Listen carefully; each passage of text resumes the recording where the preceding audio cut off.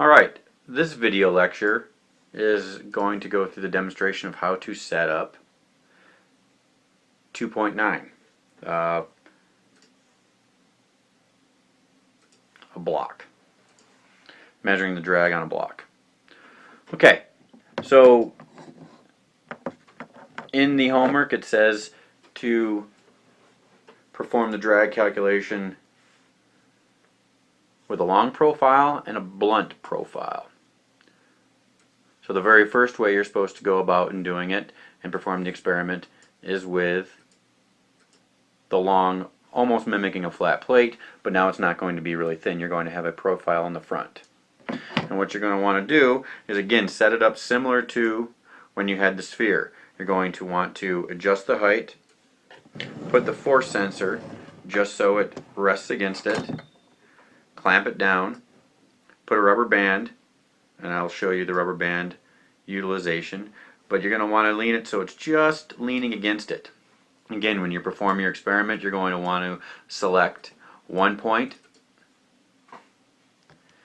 When you go through that, you're going to want to hit setup, which is the window key, hit number 5 for single point, and then again, before you perform your experiment, you're going to want to hit setup and number 7 to zero it out.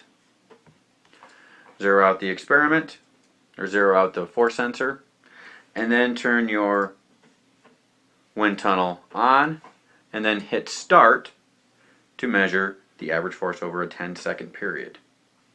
Very, very similar to what we had done for the sphere. But the way you're going to want to set up with the flat plate, or this not very flat, but a thick plate,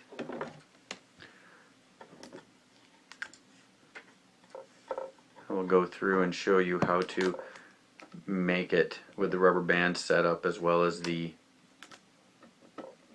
fishing line so it'll hold itself in place. You're going to want two fishing lines for this procedure. Again, you're going to want to wrap your rubber band around it, and the way you can go about and wrap the rubber band around it is take it such as this and then hold that in place and then twist such as that.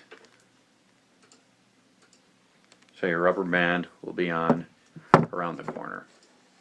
Now what you're going to want to do is, on one side of the block, you're going to want to have, again, you're going to have two fishing lines.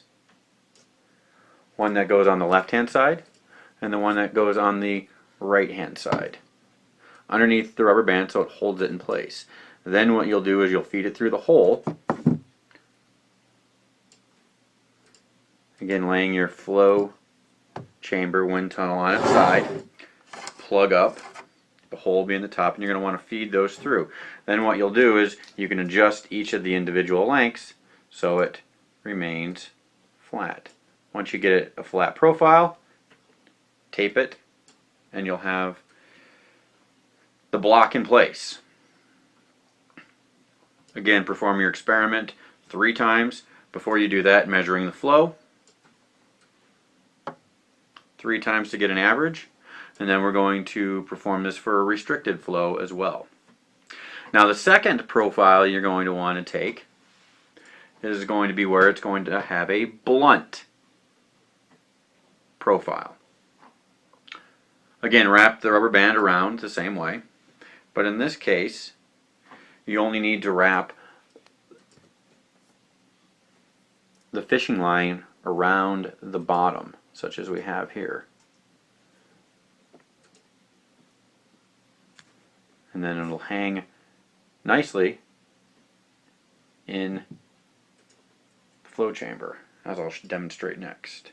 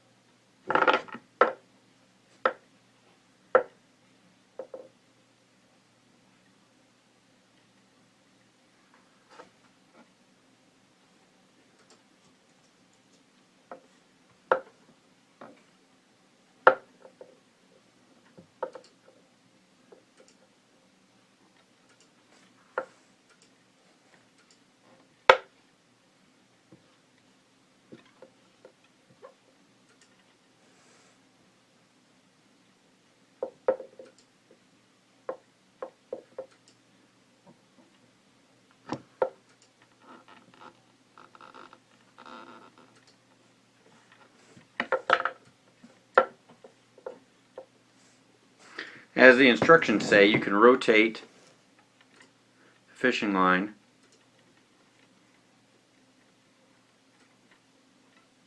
at the top, which will twist the block.